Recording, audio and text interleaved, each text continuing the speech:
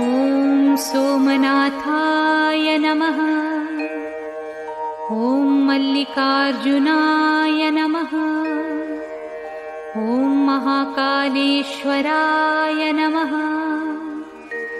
ॐ ओंकारेश्वराय नमः।